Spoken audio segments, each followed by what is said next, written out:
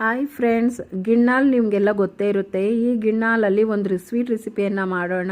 ಮೊದಲಿಗೆ ಗಿಣ್ಣ ಹಾಲನ್ನು ಕಾಯೋದಕ್ಕೆ ಇಟ್ಬಿಟ್ಟು ಸ್ವಲ್ಪ ಬೆಲ್ಲವನ್ನು ರುಚಿಗೆ ತಕ್ಕಷ್ಟು ಬೆಲ್ಲವನ್ನು ಹಾಕ್ತಾ ಇದ್ದೀನಿ. ಈ ಒಂದು ಸ್ವೀಟ್ನ ಮನೆಯಲ್ಲಿ ಮಕ್ಕಳಿಗೆ ಮಾಡಿಕೊಟ್ರೆ ತುಂಬಾ ಇಷ್ಟಪಟ್ಟು ತಿಂತಾರೆ.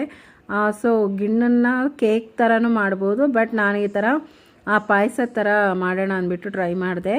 ಸೊ ತುಂಬ ಪರ್ಫೆಕ್ಟಾಗಿ ಬಂದಿತ್ತು.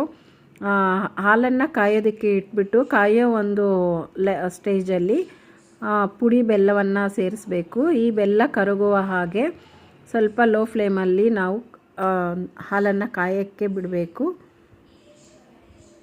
ತುಂಬಾ ಈಸಿಯಾಗಿ ಮಾಡ್ಕೋಬೋದು. ಗಿಣ್ಣ ಹಾಲಲ್ಲಿ ತುಂಬಾ ಪೌಷ್ಟಿಕಾಂಶ ಇರುತ್ತೆ. ಸೊ ಈ ಒಂದು ಪೌಷ್ಟಿಕಾಂಶ ಹಾಲನ್ನು ನಾವು ಈ ಥರ ಸ್ವೀಟ್ ರೆಸಿಪಿಯಾಗಿ ಮಾಡ್ಕೊಂಡು ತಿನ್ಬೋದು. ಇದರಿಂದ ತುಂಬಾ ಎನರ್ಜಿ ಸಿಗುತ್ತೆ. ಸೊ ಸ್ವಲ್ಪ ಕಾದಿದೆ, ಬೆಲ್ಲ ಎಲ್ಲ ಕರಗಿದೆ. ನಾನು ಈ ಒಂದು ಸ್ಟೇಜಲ್ಲಿ ಸ್ವಲ್ಪ ಒಂದು ಬೌಲಷ್ಟು ಚಿರೋಟಿ ರವೆಯನ್ನು ಹಾಕ್ತಾಯಿದ್ದೀನಿ. ಇದಕ್ಕೆ ಬೇಕಾದರೆ ಅವಲಕ್ಕಿ ಹಾಕ್ಕೋಬೋದು, ಕಡಲೆ ಬೀಜನೂ ಹಾಕ್ಕೋಬೋದು. ನಾನಿಲ್ಲಿ ಜಸ್ಟು ಚಿರೋಟಿ ರವೆಯನ್ನು ಒಂದು ಬೌಲಾದಷ್ಟು ಈ ಥರ ನಿಧಾನಕ್ಕೆ ತಿರುಕೊಂಡು ಈ ಥರ ಹಾಕ್ಕೋಬೇಕು.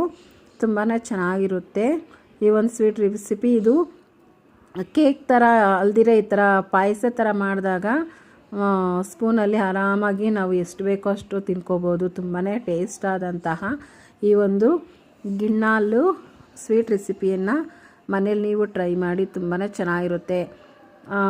ಇವತ್ತಿಗೆ ನನ್ನ ಚಾನಲ್ ಯಾರು ಸಬ್ಸ್ಕ್ರೈಬ್ ಮಾಡಿಲ್ಲ ದಯವಿಟ್ಟು ಸಬ್ಸ್ಕ್ರೈಬ್ ಮಾಡ್ಕೊಳ್ಳಿ. ನಿಮ್ಮ ಫ್ರೆಂಡ್ಸಿಗೆ ಶೇರ್ ಮಾಡಿ.